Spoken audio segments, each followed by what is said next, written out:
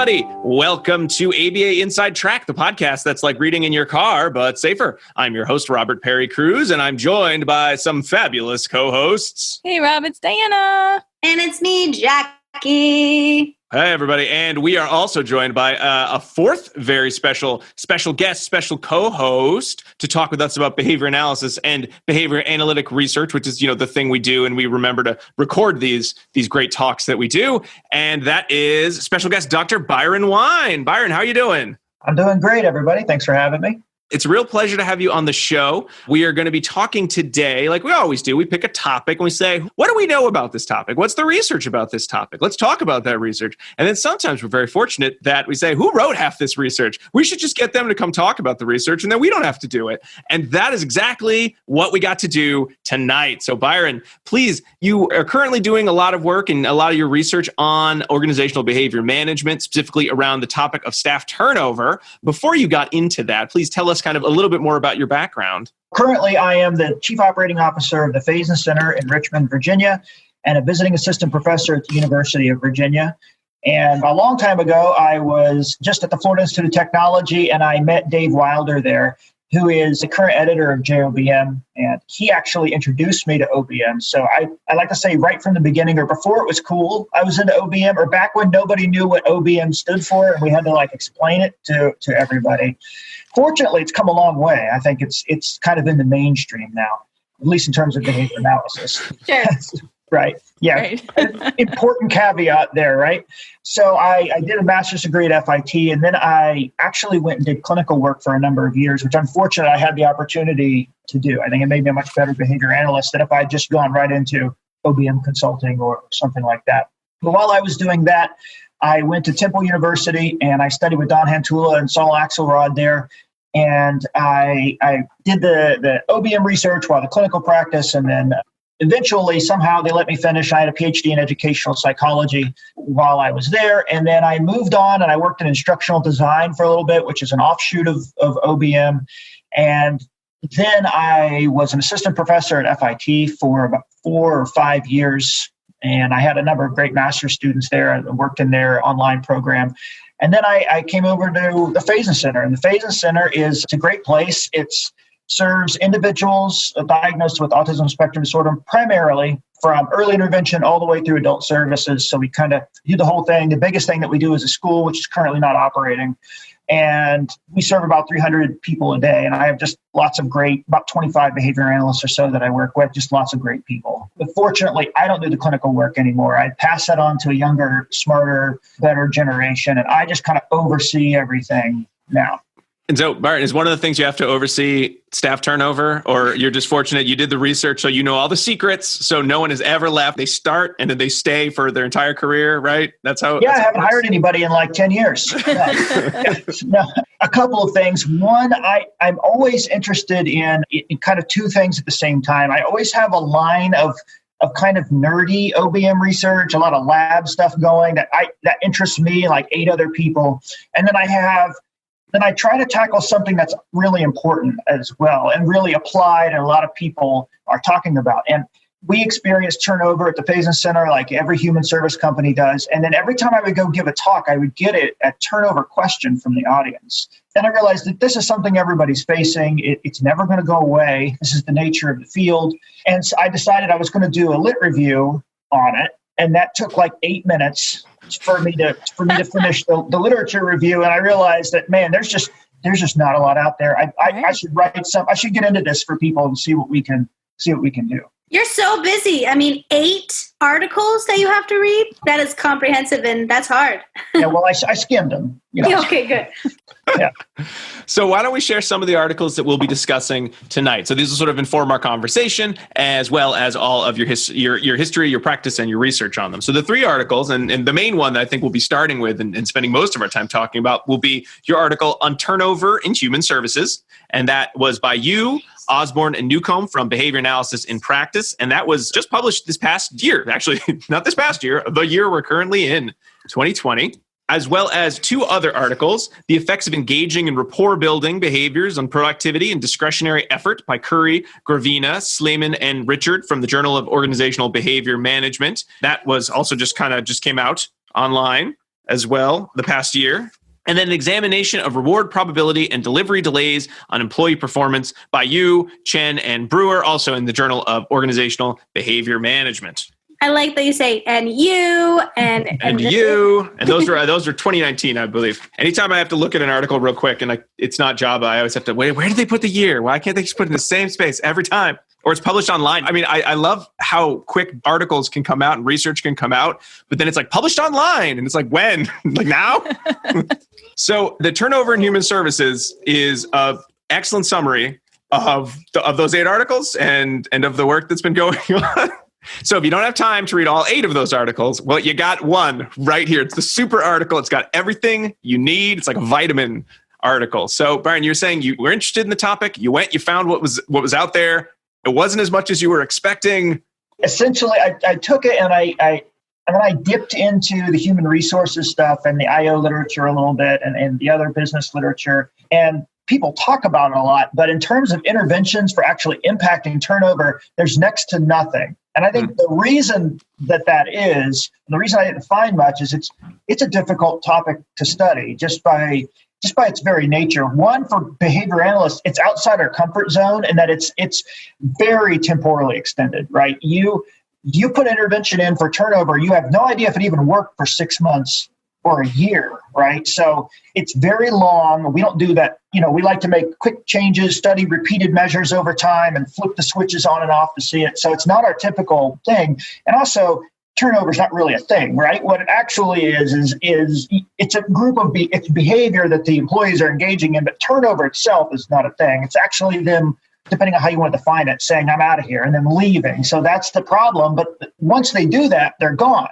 right? So you can't repeatedly measure somebody. Well, I guess you could hire them back, but I guess even that, you can only do that so many times, right? So it doesn't lend itself to the way that we do research a lot. So I wasn't very surprised to find I was kind of surprised when I dig into the other disciplines who are a little bit more comfortable doing regressions and other stuff that there wasn't much interventional research there either. People talk about it a lot, but nobody actually did much with it. That's where I'm kind of interested too. So when you look at the behavior analytic literature, you didn't find much. Then what other fields look at like staff performance? Because as of right now, I wouldn't know where to go. Well, IO does, industrial and organizational psychology, but they are very different.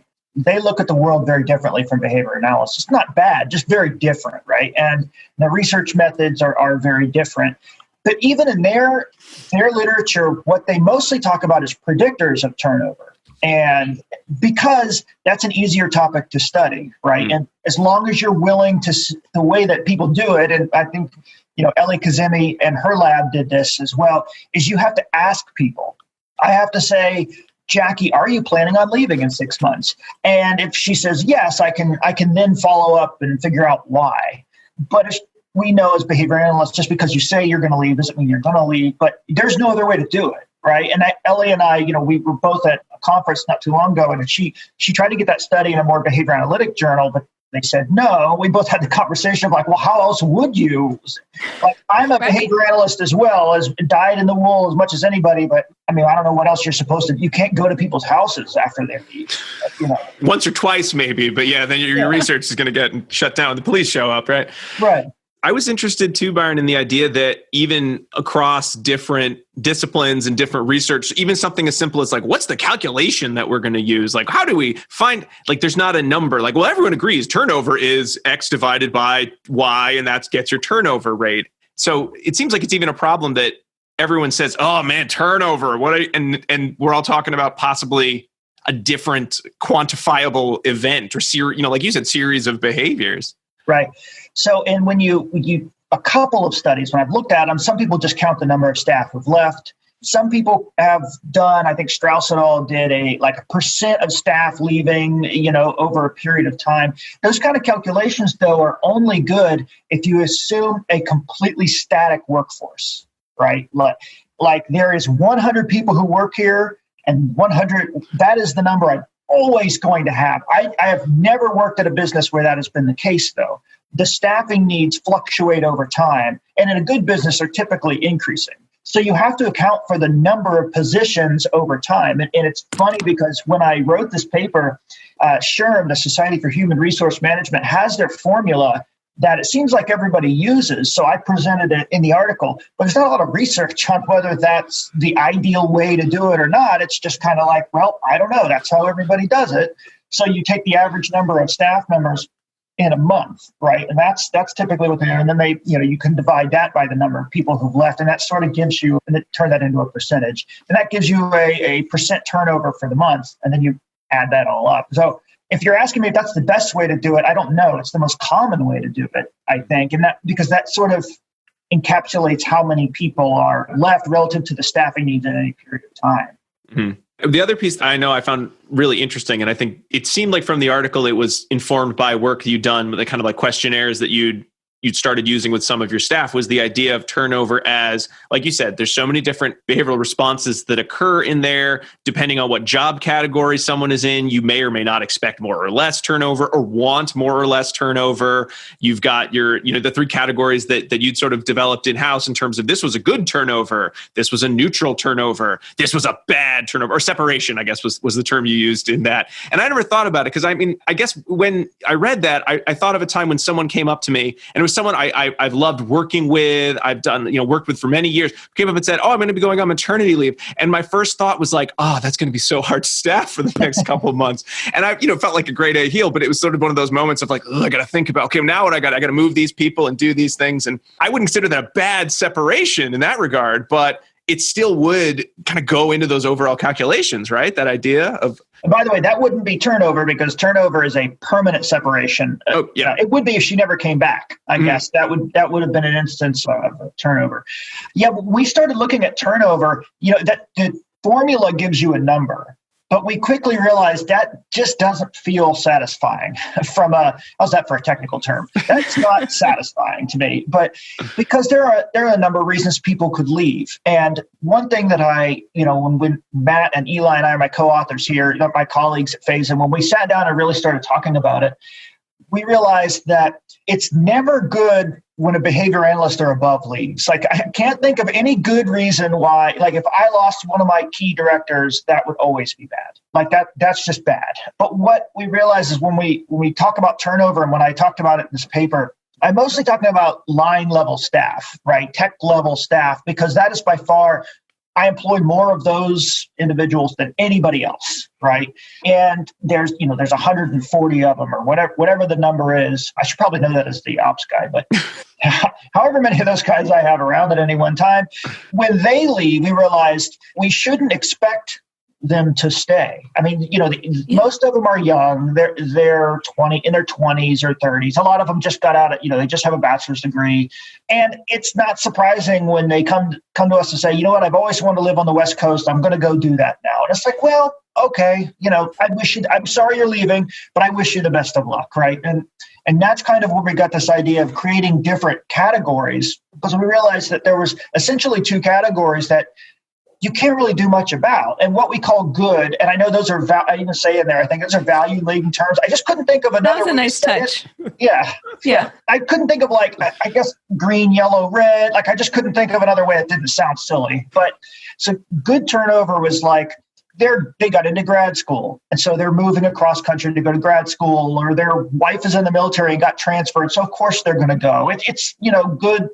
When I say good, I don't necessarily mean good for me, but it's good for them, or it's fine. And in cases like that, we take the mindset of like, well, you worked with us for a while. Hopefully, you had a good experience, and you'll take that with you to your next place, and hopefully you'll talk. When somebody brings up what you've done in the past, you'll be able to talk about us in a good light. And then we realized there's another mid-level neutral. By the way, I made all this up just in case. I want to tell your readers, like, this is completely made up and awaits empirical study. But so with that caveat in mind, we realized that there was a neutral, which is, it wasn't good or bad, but there's still nothing we could do about it. Somebody got hurt, or they just don't want to do this anymore, or they tried human services for a while and realized it's not for them. They realize they are just not physically fit enough for the job, or whatever, or hopefully nobody gets ill, but that happens sometimes, right? People leave to take care of an ill spouse or parent at home or something. It's good. You should do that. It's not good for you, but you should do that. And no amount of intervention is going to be able to impact those numbers. And then there was this idea of bad, which is, if you have to terminate somebody, that's bad. If they leave to go work for a competitor, that's bad.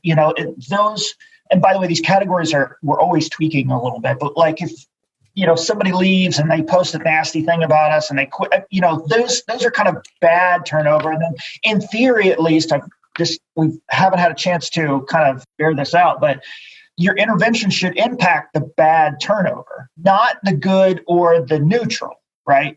It's possible you could impact the good, I guess. Right? If your organization was just so great, they couldn't see themselves leaving. But I can tell you mine is not, yours is not. No place is that good. Right. So that was the idea, at least. And we got that by just asking people when they turned in their notice. We just said, hey, cool, if you wouldn't mind, fill this anonymous survey. I don't know who anybody is, right? They just write it down. I just have numbers, and give it in the sealed envelope to your supervisor. That would be helpful. And that's the information that I think is important when people leave. The research on exit interviews is not very great. So while I do ask people for comments, I'm basically just monitoring them for themes. I'm not looking very closely at them. What I'm really interested in is where they're going next, because that's a discrete answer they could give me. And most of the time, do you feel like people are honest in those exit interviews? Like maybe not in the comments, but, they're not like, it was wonderful or it was horrible. What do you think? Well, I'll speculate. Sure, yeah.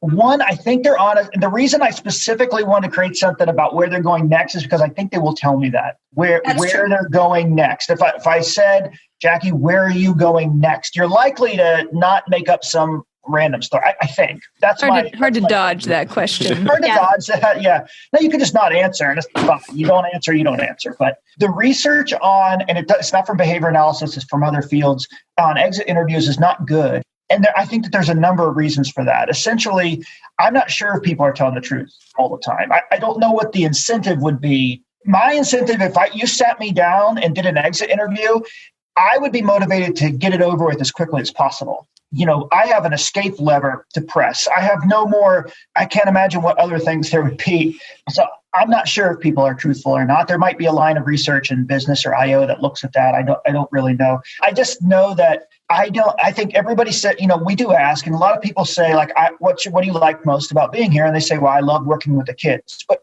of course you're going to say that. Mm-hmm. Even if you didn't, I think you're going to say that anyway, right? So, and then it's hard when you ask open-ended questions like, what do you not like about working here? And people often say, like, well, I want to make more money. And it's like, yep, but I want to make more money. Everybody wants to make more money. So it's, basic finance aside. Sure, we all do.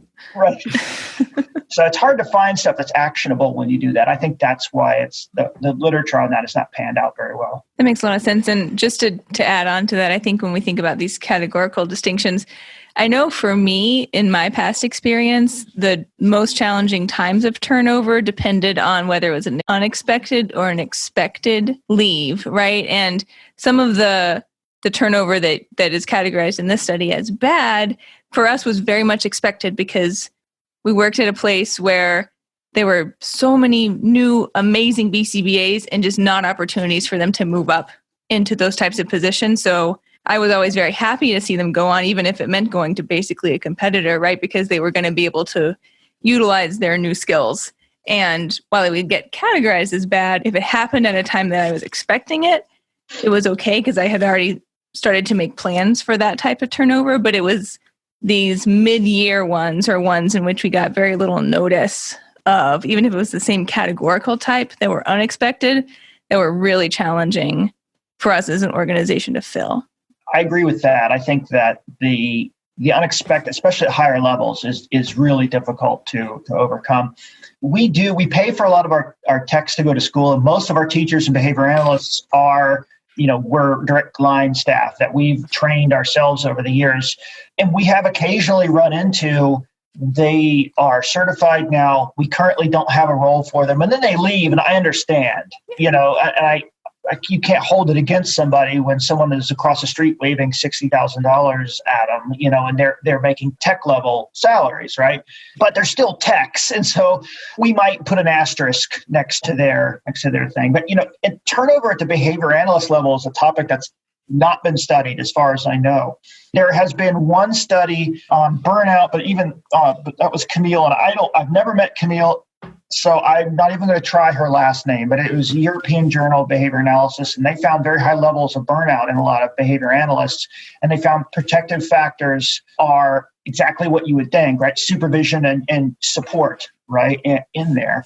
And I'm very interested in turnover at the behavior analytic level. I'm very happy to say it's non-existent at Phase-In. Right? I'm going to curse myself by doing this. But I haven't had somebody voluntarily leave in a while. And I think part of that is we've factored in the things that Camille talks about in her study, which is you identify, the hotshot techs who are really into this, and you supervise them and you coach them and you build them up. And then you turn them into behavior analysts and you put them in a role where they get a lot of support and they get good clinical supervision, and the job is tough, but people like it. They like being there. The pay is industry level. So, there's no advantage or disadvantage there. That, I think, is the important thing. What makes it so hard with techs is you have so many of them, you can't do that for everybody, or that would be all that you would do. I guess you could, but that would be it. And even then, you can't compete. And we have to realize, if somebody down the street offers you $3 more an hour and you are only making 20-something thousand dollars a year, you're going to go, right? So whereas behavior analysts and teachers and higher level people, that's a few $1,000s here and there means a little less to them, I think. So in terms of looking at what are the steps that could be taken to minimize that bad turnover, especially looking at the kind of the more frontline or the tech levels, I know you cited some other research. So you mentioned Ali Kazimi's work and kind of looking at what are some of the variables. And the one that I always love is the idea of certainly like you mentioned, supervision. And I think we've talked a lot about the importance of supervision. One of the reasons being that it can mediate the possibility of developing that bad turnover down the road, training as well. And then I know the pay satisfaction always comes up. And I always think oh yeah, of course, everyone wants to make more money like we've been talking about. But then the idea that it's not so much how much you make all the time. It's I feel I should be making this much, or the amount of money I have is what I think I'm worth, which may or may not be like, I guess, a reliable measure in some regards, I guess. Yeah, it's a fascinating topic. I was talking to Ellie about it, and of that study, that's the most interesting thing that pops out at me. Yeah. Is it's not literally how much money you make, it's are you satisfied with the money that you're making? Those are similar but separate things, right? Because you could make $200,000 a year but not be happy with it, or make $20,000 a year and be very happy with it. And her reason, at least it would suggest you want the latter, which has huge kind of profound business impacts, right? The other thing I do is I write budgets, and I'm looking, I gotta do all that kind of stuff, which is the worst, by the way. And if that pans out, if that warrants much more research, by the way, and if that actually pans out, then developing a measure of satisfaction, which is a construct, and we know. So, but this would be very hard to do from behavior analytic frame point. If I did this, I probably would publish it, probably in a business journal, I imagine. But that would be, I think, very impactful for us. Yeah, and I really want to do more with that. But it's a very difficult thing to work with as well, and kind of within that area. But it warrants a lot more research. It's like the thing where you have to be in a negotiation and slide the little piece of paper across the table, and then the other person looks at the little piece of paper and I'm satisfied. Yeah. But it's interesting because it's also, you accept the job offer, but that doesn't mean you're satisfied with the pay, right? You might be, but you might not be. But you might accept it because that's the best of all available options. But that doesn't necessarily mean you're happy. I remember being an assistant professor. I was not happy with that salary option, but that's what it was, right? That's what they were paying, and there was no other gigs to have, so that's what I was going to be doing. I feel you.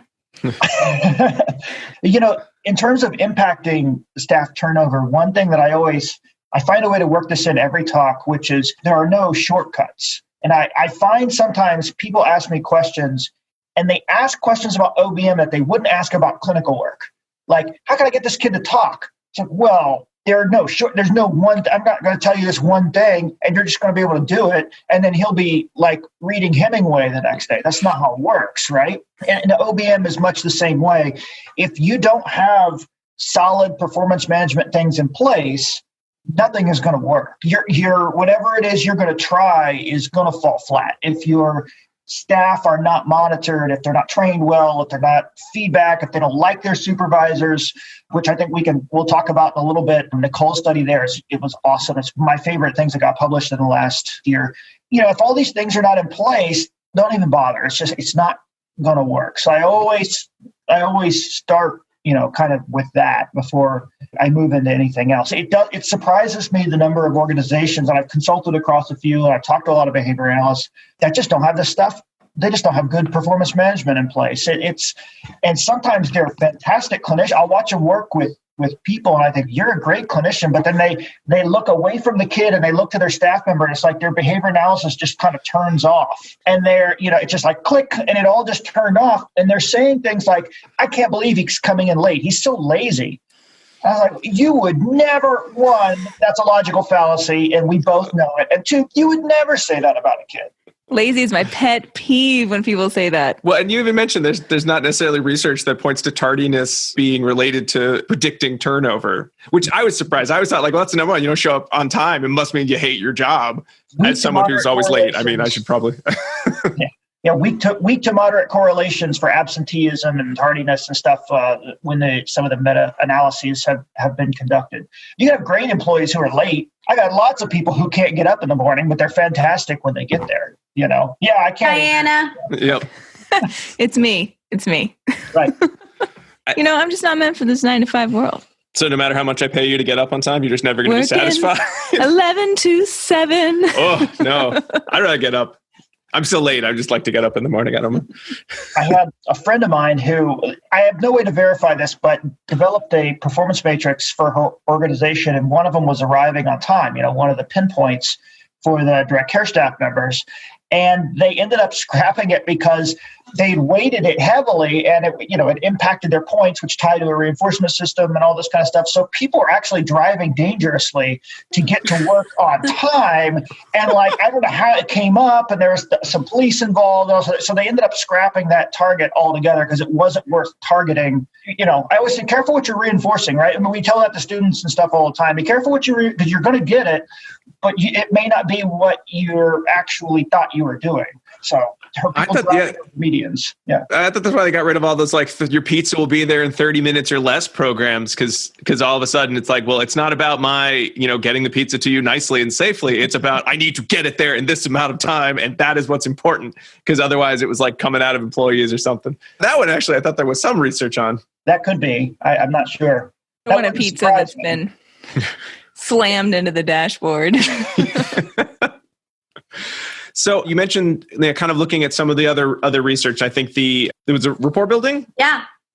I think we've talked a lot about the kind of what is known and then sort of what could be known more. And I think that leads to the idea of looking about the rapport building in terms of improving the productivity and discretionary effort too, which is another topic. It's nice to have employees who don't leave, but it's also nice to have employees that are doing their best work while they're there.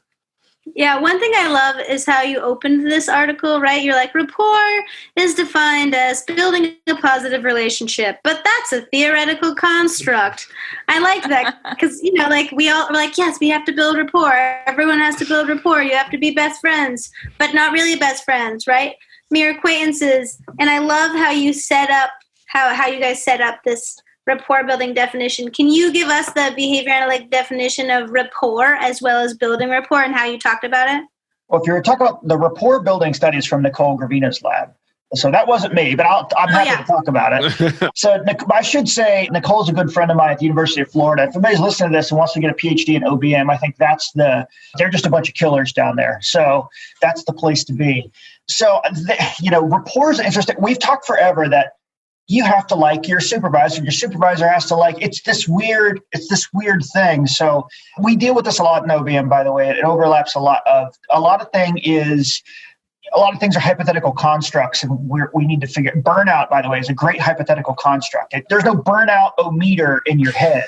right? That's going up and down. So rapport is an interesting thing. And when you ask questions, you could operationally define it. It's one of the easier things, I think, is I ask you a question, how are you doing today? If you're willing to talk back to me, we could actually, in terms of how you respond and how long you respond, and will you choose to interact with me over somebody else? So rapport actually could have some behavioral indicators, I think, that we can focus on. Burnout does not, except for one.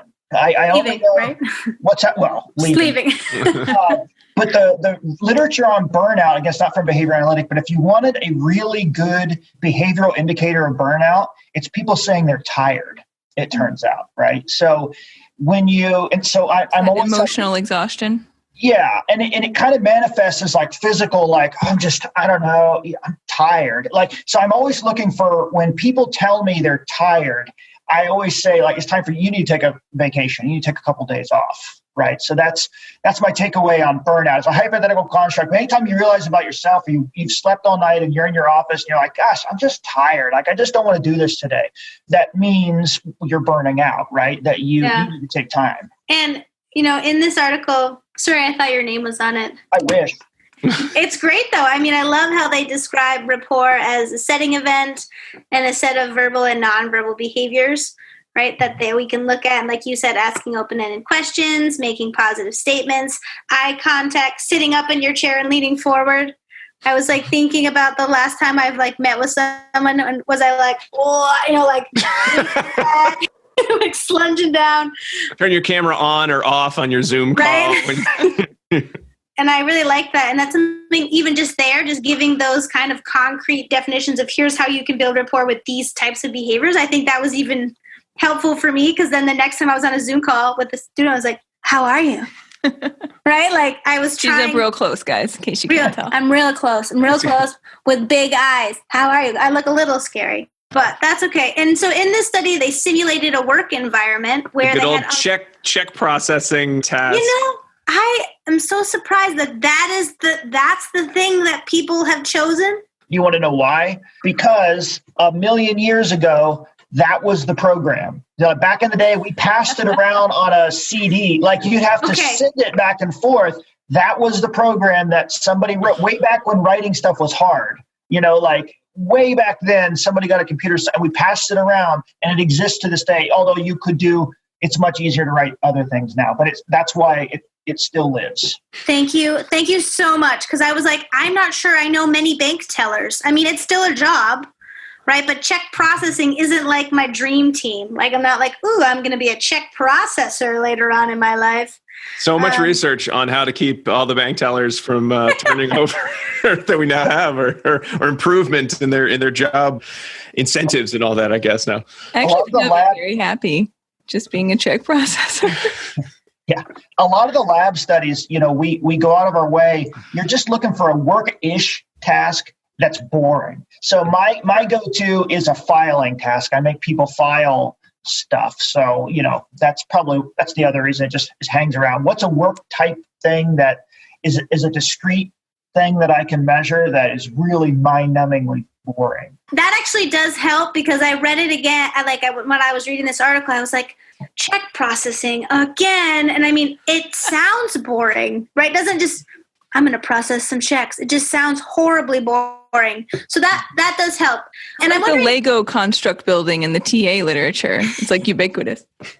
Yes, right. I guess that's true. We got to get rid of both of those. And I'm wondering why, I probably can answer the question myself, but I'm wondering why they chose to do it with undergraduates in this simulated work environment and not a real work environment. It's just that's what they had, and that hasn't been studied before, or you don't know? That's what they had, and it has not been studied before. So your inclination is right on. Yeah. So, undergraduates in a lot of them have to do the research and stuff. This is the kind of study too, where you wouldn't want to go to an organization with this study now. I can now feel pretty good about taking this into my organization and doing a follow-up with it. But this is a hard sell to convince a manager to take some of their time out to do this weird protocol with their staff of trying to make them like some people and not others. And it's weird. So I would not use it with real employees in the beginning. Right. That actually makes a lot of sense, because I didn't think about that. going into just like a regular office and being like, hey, I want to try this out, right? That actually would be kind of creepy because the things that they're doing, right? So they have two groups, one a rapport building group and one a control group. And that just might be awkward, right?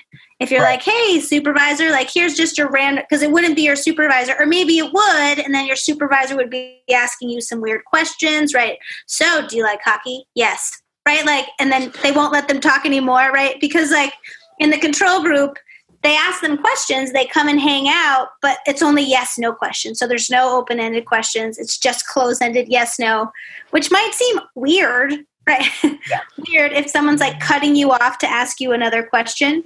Where the rapport building group, they were asked an open-ended question, right? And then they would respond positively and give an empathetic, like, a positive statement after a response. That seems more like what you'd see in a typical work environment. Maybe that's ideally what you'd want to see. And so I just think that's interesting. Do you know how they made up those open-ended questions? I asked her, and I think they just developed them. Nice. Yeah, really, it was a really interesting, the way that they set it up was really fascinating. And in case there's any students listening, this is not a single subject design, right? This is an example of letting the type of question you're asking guide your research design and not the other way around, right? Because this would be really difficult to set up in a single subject research design. You can't make somebody like you and then make them not like you and then make them like you and then make them not like that. That wouldn't work. Well, I don't know. I'm guessing it probably wouldn't work. It wouldn't be the most expedient way to do it. No. Right? No. So they did use a between subjects design here, and it was the right call. I agree. The Mann-Whitney U is my favorite statistical analysis. I saw that and I got a little happy and put a little happy face by it. My little happy face stamp. I do love the Mann-Whitney. I haven't used it yet, so I got to do some research that I can use it. You're like a fair weather. You're like a distance fan of the. Yeah, I'm like, I love you, just like that. I feel like it sounds like a liberal arts college. I go to Mann-Whitney U. Man-Whit. I'm gonna get a shirt with a number 1, Mann-Whitney U. That's interesting. But anyway, so they added two surveys at the end, and they made one of them optional. I think that's so clever. Can you kind of elaborate on why they did that? The whole argument here, what we're trying to figure out is there's this idea in OBM called discretionary effort. And it's, as near as I can tell, it's something that Aubrey Daniels, it was a term that he just coined. And Aubrey Daniels is one of the fathers of OBM. And it's this idea that will people work beyond will they go out of their way and do beyond the minimum for you? And that's what he's always looking at. His big argument is if you use positive reinforcement, they will go above and beyond for you. Or if you use negative reinforcement, they'll just do the minimum. I'm not sure I 100% agree with that all the time, but because one of my most potent reinforcers is leaving early on Friday. So they're very clearly working to get away from me, and I've just come to grips with it. I've just come to terms with that is what it is. But by sending a voluntary survey afterwards, you are kind of measuring that construct a little bit of discretionary effort. And it did turn out, in the rapport building group, not only did, they did more, but they were more likely to finish or at least work on or spend time working on that survey. So the study really adds a lot of credence to this idea that we've been saying forever. I just didn't have any data on it, to say that you do need to take your time as a supervisor and build rapport however you'd like to define it. It's important for staff satisfaction and performance.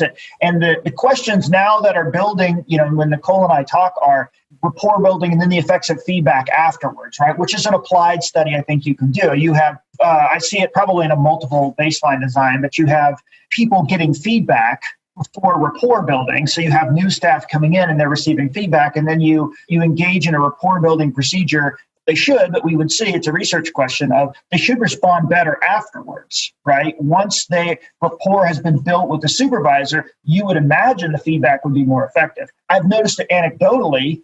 I've noticed a lot of the supervisors who have a good relationship with their employees, they perform better. But we don't know that yet. It's a great question. And if the entire world wasn't shut down right now, I might look at trying to run that because I hire a lot of new staff. But I think that's a really important, that's the next step, for this line of research. It's like pre-session pairing. Yes.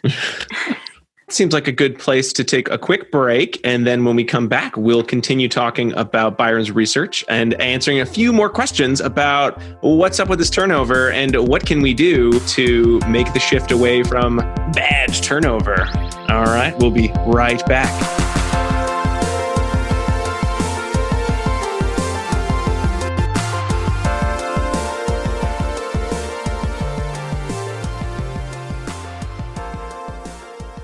Do you want to be a BCBA? Sure, we all do.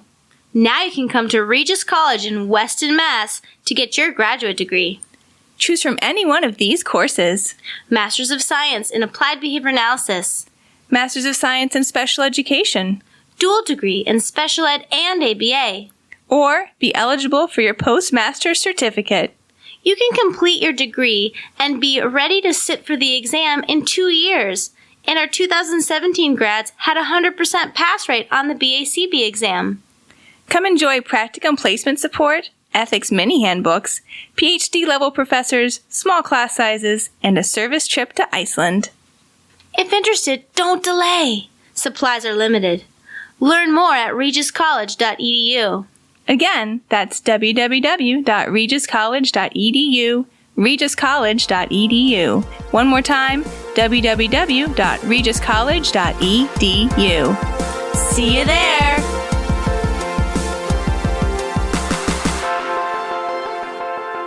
And we are back talking with Dr. Byron Wine about staff turnover. And so when we were last here, we were talking about a study on rapport building, and we're going to start talking about delaying rewards and changing reward probability and what impact that might have on staff. But before we do that, just wanted to remind our listeners that ABA Inside Track is ACE approved. By listening, you can earn 1 learning credit. You just need to go to our website, abainsidetrack.com/get-CEUS, get CEUs, and put in 2 secret code words. I'm going to give you the first one right now.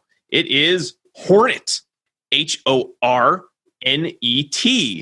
So you could be thinking of, say, the yellow insect that stings you and injects you with poison. It's very painful. Nobody likes hornets. You could hornets. You can think about murder hornets. Apparently, that's the new Simpsons predicted thing I've been seeing online. So murder hornets. You can think about the old TV show, The Green Hornet. Remember that? If you are over 100, you might. Otherwise, you don't know what I'm talking about. Hornets. And that's enough with that. Let's move on to some more research, shall we? We could talk about TV shows from last century, but it's probably not the time, right? Last millennium. The last millennium. So, Byron, the next study that you share, this is one that you directly did on looking at reward probability and delivery delays on whether there's an impact on employee performance. And so certainly, we've even talked on the show, and I think, you mentioned some in the article, it's the idea of, the lotteries and all sorts of systems that are in place to try to continue improving employee performance. And unlike our last study, this one was done at work with, I think you mentioned the filing task that's kind of your favorite make work research task, right? Yeah. So if I want somebody bored, I get a bunch of files and I make them file stuff for me, right? But the other thing is the employees actually did filing in their job, so I felt pretty good about it, right? It didn't feel completely made up. So this falls on the lines that I've been interested in a while for I guess ever, is refining OBM procedures, which is a lot of OBM research over the years has been shotgun research. You just throw everything at a problem and of course it works, right? I mean, you do enough, it works. But I'm really interested in refining preference assessments and reinforcer, how things are delivered specifically. And this kind of falls in that line. Everything that's ever been done in OBM basically involves a delayed stimulus delivery to the point where it's not a reinforcer, right? In terms of the classic definition of reinforcer, they're way too delayed, right? And Malat and some others have talked about it, and that they're basically analogs to reinforcement or rewards, right? Because nobody at work is following you around. As soon as you do something, they're handing you a ticket, right? And that's not how it works. So I wanted to actually look at this because I had long hypothesized that it just doesn't matter in OBM. Like when you have a languaged adult and they can generate rules about and I say, hey, I'm going to give this to you 1 week from now, they've always been okay with it. But that's just been anecdotal. So I launched into what ended up being a very long study. It took a long time to do this. So we essentially, I did a preference assessment for staff members. That's just a little survey thing we've been using for years now. And then I did a reinforcer assessment just to make sure, that it was a reinforcer. And then I essentially delivered a systematically increasing delay to employees. So what I did was I would say, okay, so first you do X number, and it was based on your, a baseline level of responding, and you have to be so much over that to earn some set amount of money. And then you have to wait 1 day to get it. And then you have to wait 2 days. And I'm telling them in advance, which is important, I think. And then I'm saying, and I basically doubled that delay until it got to 32 days. And because I guess it's possible people have to wait. In my experience, though, nobody waits longer than a month for something. If that happens in work, they've probably forgotten about it. Unless you're talking about quarterly bonuses or other things, but those are largely response independent, and you should never, ever do those. But my soapbox for a minute, which is never, ever give employees anything for free, which sounds mean until you think you wouldn't do that for anybody you liked. If you just give them things, you're going to kill the behavior, right? You have no contingency or anything. But as soon as you take it away, you're going to get a terrible, terrible response. So like every year you do a holiday party and it's big and it's happy and it's great. And you say, yeah, you wait a whole year for that. But it happens no matter what you do. And then, by the way, go ahead and try to not do that holiday party 1 year. You will not get a bunch of employees saying, hey, man, the last 10 years have been great. We really appreciate it. They're going to say, where the hell is my holiday party, my free booze, right? That 100% of the time, that's what's going to happen. But it did happen. Yeah. It did happen. That's all part of our shared history. That is. Is that why all the financial people keep getting their goofy bonuses? Like, hey, get 100% of your salary, even though the economy might be in the toilet, partially because of all their terrible financial advice? Is that kind of part of that? I know they just get money no matter what happons. Oh, well, the system's broken, but that's a whole other discussion. That's longer than we have time for. Yeah.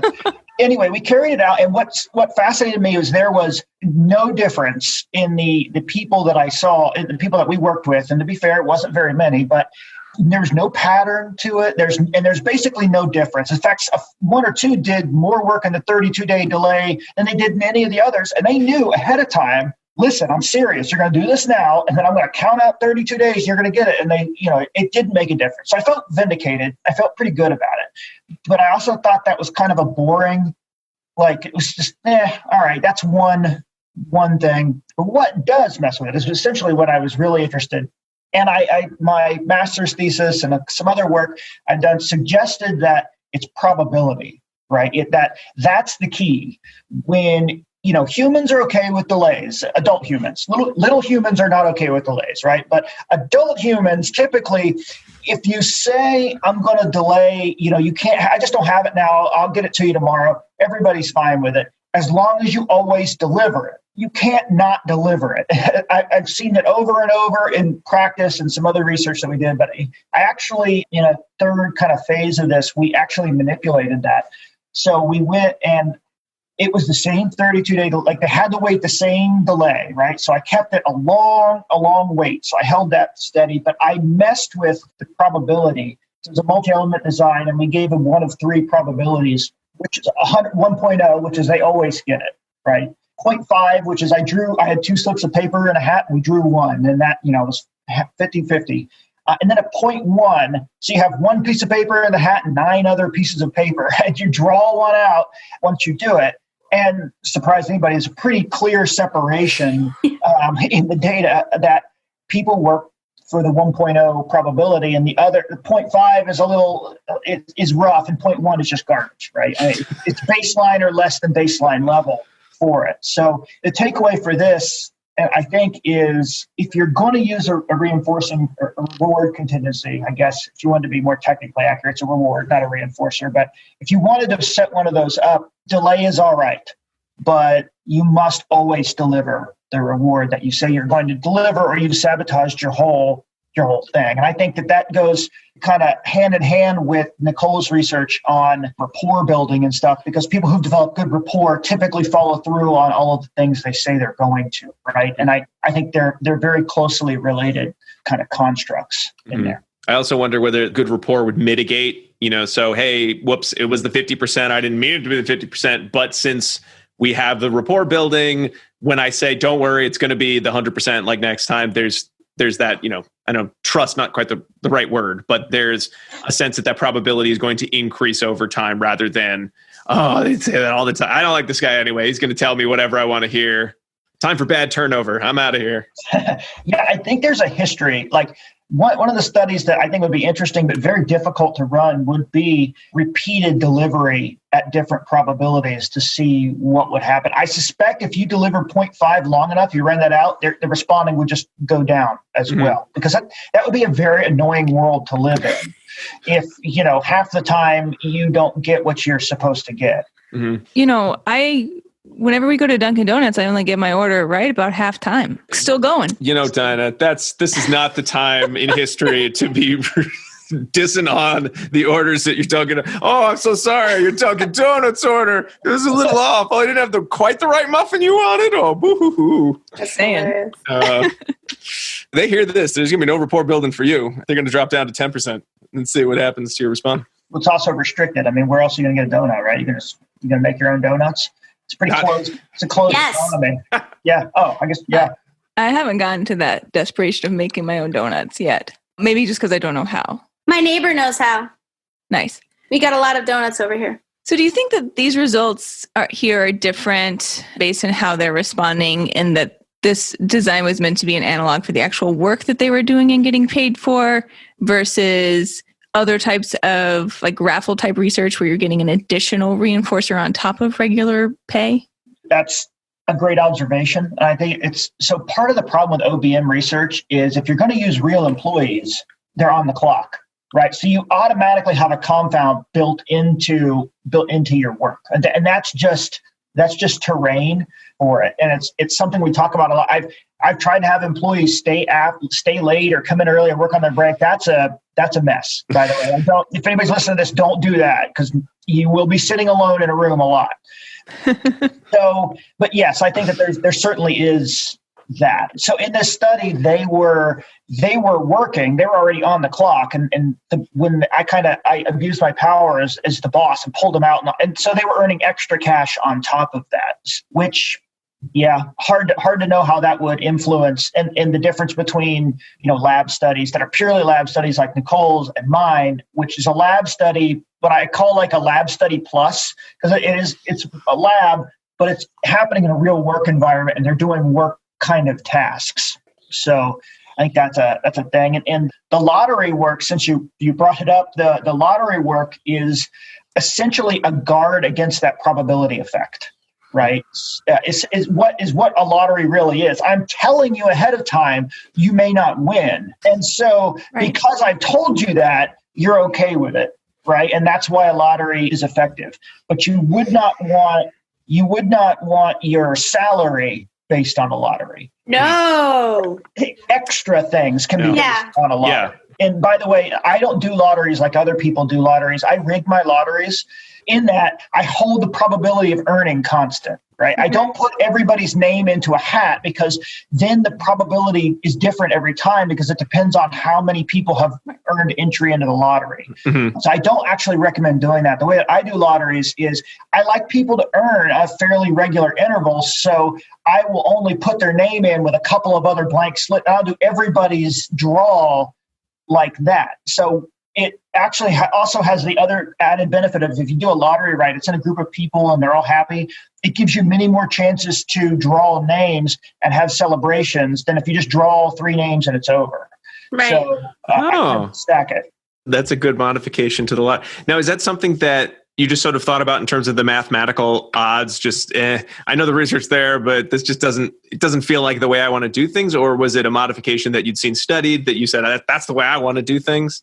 Well, we know in the I know that I don't want it to go much below 33%, right? Mm-hmm. And I realized that if a lot of people got entry, I could knock below that and actually sabotage my own lottery intervention. Mm-hmm. So I just, based on the mathematics, I bump it up to about 40 or 50% chance of winning every time. That's what the research says. So far, I know the guy who did that. Cool. Yeah, he's a good guy. Wouldn't it be funny? We'd be like, and that's me. It is. So we've talked a lot about some ideal ways to improve the problem of employee turnover. So we certainly talked about the rapport building. We talked about looking at, maintaining whatever your system of additional rewards, maintaining a level of probability that is high and expected. There were a few others that you brought up in the study. So certainly you talked about some other research that had been done on the idea of, giving people schedules that they like, looking at some gamification strategies. Are any of those ones that you kind of have seen in the wild done well, or is it more just a couple studies that have looked at them? There's one or two studies that have looked at scheduling, but I think those are very job dependent. So it's hard to extrapolate those. That research has been done mostly in residential facilities, and those operate 24/7, right? So there's very little, like most people, if you're doing early intervention, for example, you work 9 to 5, that's it. There is no modification. There's really no modification to make. But when you work 24/7, you can mess with, do people work 12-hour shifts versus 8-hour shifts, stuff like that. So I don't think most people are in the boat to be able to do that. There is some data that shows full-time employees are less likely to turn over than part-time employees. And that is intuitive. It makes a lot of sense because in the United States, we've tied a lot of benefits to being a full-time employee, right? So that makes sense to me. Mm-hmm. And the gamification study was something that we put together, and Jen and Eli took the lead on that at the Faison Center. I had the professor role where I just sat in the back and I said, yeah, that sounds pretty good, guys. I would change this little thing here and then, yeah, go ahead, do all that. And so they should get most of the credit, rightfully so, for doing that because it took a long time. So we basically looked at the factors that Ellie Kazemi, that she found. And so we thought, well, how can we boost supervision? How can we boost training? How can we create some professional development? And how can we get them some more money? We tried to hit all of those factors that she found and put it into an actual intervention. And the intervention was a gamified professional development system. So what it looked like, or what it looks like, it's still in effect now, is you are a new employee and you make a base salary like every other employee who starts. And it's voluntary, which I think is important, right? It's not like nobody's standing on your neck to make you do this. So it's completely voluntary, but you can, if you want, begin to work through this personalized system of instruction to develop skills that we found are good if you have, but not necessary. So everything you need to do the job is trained in pre-service training, right? Because you have to do it. But I'll give you one, for example. They don't need to know how to make graphs from scratch. It's nice if they can do that, though, right? If I can just hand you some data and say, can you graph that up for me? That's helpful. If they can go to Excel and they can just knock it all out. There's a variety of others. I think we have 8 of them at the current moment with plans to add some more. So you do a personalized system of instruction where you walk yourself how, you teach yourself how to do graphs. In the classroom, their direct supervisor is a teacher, not a behavior analyst, a SPED teacher. So the SPED teacher has to kind of check them off through the PSI. They finish chunks and they go through. And then they have to kind of, finish the entire thing. And then once they do that, they can submit it and a couple things happen. One, you get a small actual little gamified thing for your badge. So most places probably, our staff have to wear badges at all times. And on the back was just blank. And we thought, that's an opportunity. So they're little things, and you actually stick them onto your badge when you earn them. Mm-hmm. And this wasn't planned, but the teachers and everybody starts having they have a little celebration when that happens. That just sort of occurred naturally. And it's graphed up outside the classrooms too, who's earned what badges and all that. And so we can draw attention to it. And then it comes with a small but permanent increase to salary. So that was the way that we got around the fact of, without getting into finances too much, if you just give everybody a small raise, you're broke. But right. if you take a few people, if you take some people and they're willing to do extra work, then they can earn the extra money. Back to my earlier conversation about not giving things for free, because you earn it and it means more, right? Mm-hmm. So you do it, you earn it, you get a small but permanent increase in your salary, and every single one of these badges you work through works that same way. So if you do all of them, you actually end up making pretty good money for a tech level individual. Mm-hmm. And you've got a bunch of skills that you didn't have before that now are great. And we did a little survey with the direct supervisors afterwards, and they did report that the staff who did the badges perform better and are better staff members than the ones who elect not to. You also brought up in the overall turnover paper that this might be, I can't remember if this was something that was planned out or sort of just was kind of going along with the train of thought. This might be one of those ways to get around well, what the heck do you mean by perceived pay? Because now your pay is directly related to, look, you did and now can do these things. So does that improve that sort of, I'm satisfied with how much money I'm making because I know how I earned it, why I'm getting more money than, say, the person sitting next to me because I did the following PSIs. I know how to do these skills now. We didn't measure that directly, but I hope so. I meat, that was one of the underlying goals, which was one of the things that I really kind of fight against is pay inequality and pay inequity. We fight against that pretty strongly so that there's a standard pay for each level. And then there's a way, we've never described it, but I have this one for behavior analysts as well. I have another system for behavior analysts to make more money as well. So I want a very equitable system of who's making what and why, and you can describe how people are doing it. But the things for behavior analysts have to do are a lot more difficult to make graphs, right? They have to present papers and publish research and sit on committees, and that's how they earn more money. And it was 100% chance that if they did these classes, they would then get that raise, right? You didn't got to pull in, 10%. Oh, sorry. I'll try another one. Just kidding. Yeah. I think I would not be alive anymore if I didn't. 100% chance. That is correct. And it did work. It seemed to, as much as we can. So this is another problem with turnover research. It appears like that knocked turnover down at least a couple of percent, right? But it's very difficult for me to say for certain, and that's why it was published as a report from the field, because I couldn't stagger the implementation of something like this. Word can't get around to some staff that there's this way to make more money, but you can't get it yet.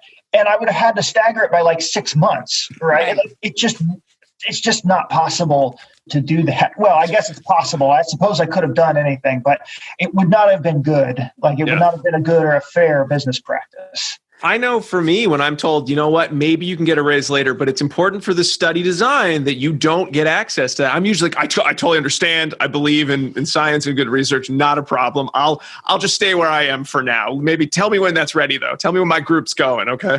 Yeah, but I think that, we did some satisfaction, and the staff seemed to like it. But, I was just thinking while we were talking, we've said the term satisfaction a couple times, during this discussion. And one of the things I always point out too is Don Hantula did a really cool paper, and it was a kind of a discussion article on employee satisfaction a while ago. And the takeaway from employee satisfaction is you can be really satisfied but not perform well.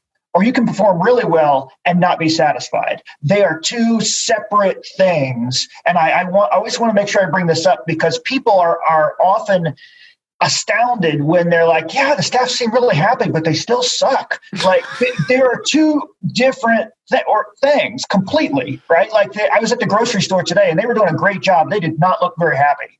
And I don't blame them right now. And the takeaway is that satisfaction and performance are both the responsibility of management, right? Mm-hmm. You're responsible for making sure that you are happy through rapport building and fair treatment and equity, all that kind of stuff, but that you have good performance management procedures in place so that they're also performing well. So just thought I'd point that out. It's a very good distinction, and thank you for doing so.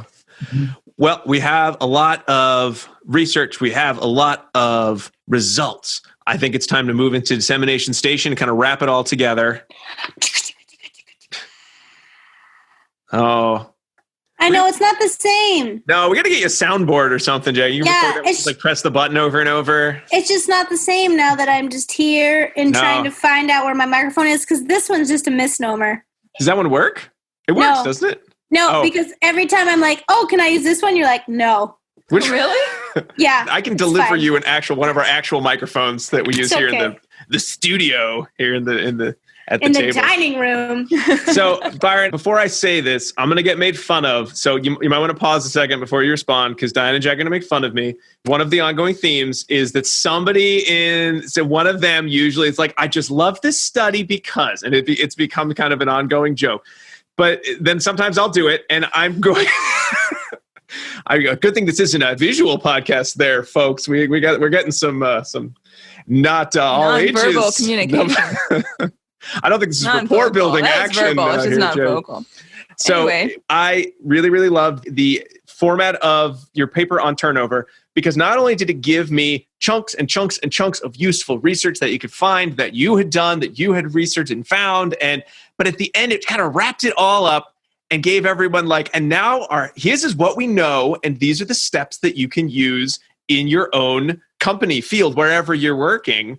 And it went all the way kind of soup to nuts, from the idea of you probably need to start collecting data right when you get started, because a lot of these interventions can cost money, and you have to have information as to what it is you're looking for, what is your turnover problem or turnover problems.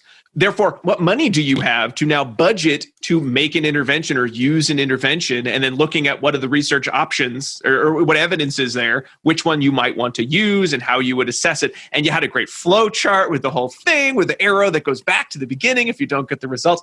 And so I really loved that in the article. We're a sucker for a flow chart. We all love flow charts. We all love flow charts. So would you mind kind of just giving, you don't have to give the whole summary.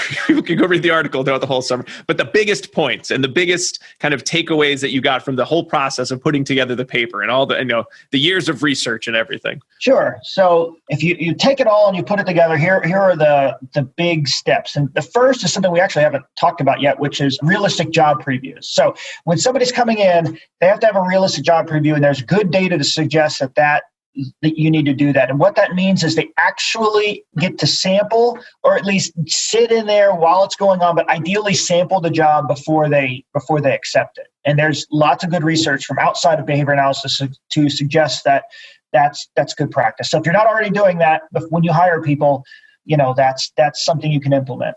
And the next is performance management, good OBM procedures. It's outside the scope here. I mean, that's a whole graduate class kind of all by itself. But by, Daniels and Bailey, or wait in a year, my book will be done on this for OBM and human services that I'm pandemic writing right now.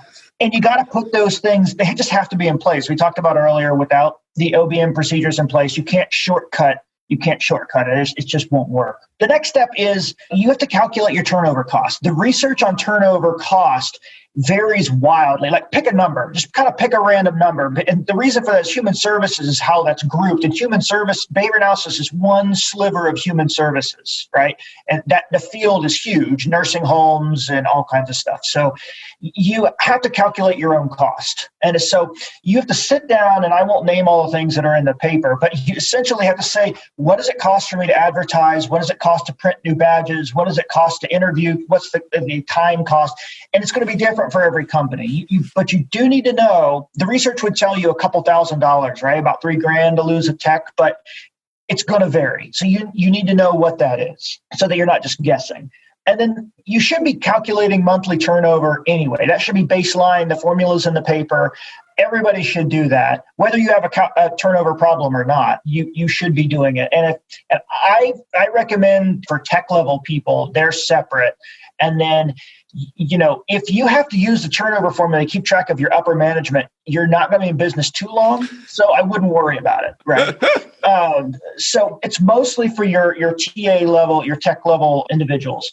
So this is kind of churning in the background. So now I have an idea of how much it costs every time somebody leaves, and I have a method to calculate that. And when they leave, I'm identifying the type of turnover. Is it good, neutral, bad? Keeping in mind that the neutral and good are probably not things you can or would want to influence, right? I don't want somebody to stay at work while their significant other's recovering from serious surgery. That does not seem to be a good goal for me, right? But after that, I establish a turnover goal.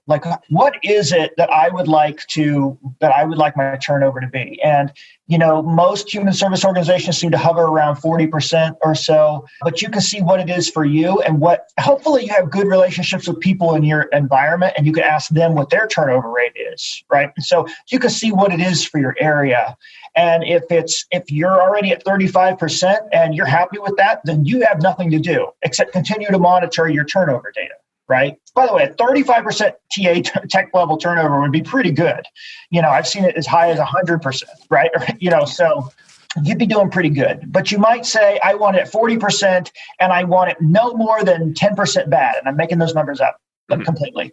But you might say, and then you monitor and you see if you're at your goal. Like I said, if you are, good, nothing to do.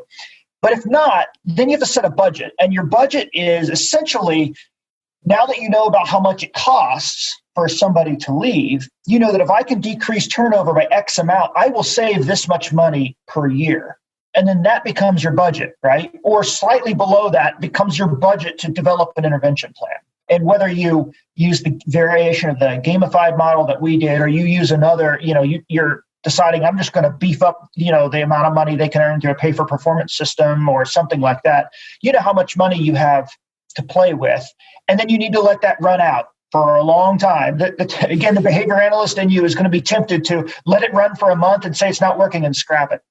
Let it run 6 months before you even bother evaluating that again. And you just see if that works. And if not, you've got to tweak your intervention or, scrap it all together and kind of start over. But that's how I would approach turnover. And again, there's a flow chart. So if you want to see all of what Byron just described, it's right in the paper.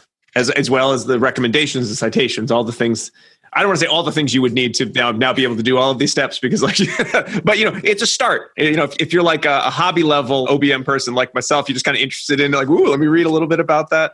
Occasional dabble. If you just thought turnovers were delicious pastry and you stumbled upon this article, now you're all set. This flowchart might not help you. I actually think this is really nice because we are seeing a lot of behavior analysts opening small ABA companies without any management background, right? Yep. And I think this is one of those articles that if you're going to be doing that, you should probably read this, right? Because a lot of turnover, delicious pastries or not, are going to, sink you if you get too fat or if you lose all your staff. It's funny because the joke that I tell when I give OBM talks, although it's not a joke because it happens, is I've had a number of people call me in for consults and I spend about 10 minutes with them and I think, oh, you don't need me, you need a lawyer. Or you need an accountant. You don't need me. You need basic business practice because we are not taught that at all in behavior analysis programs. You're clinicians. You're not business owners. So I always think you're crazy if you start a business without an experienced business partner or without years of working under somebody who knows what they're doing so they can teach you everything. Because it's all good when times are good, but actually, there's an event happening right. There's a worldwide pandemic right now, and I think a lot of people are going to suffer because of let's say mediocre business practices. I think it's really going to hurt a lot of people now.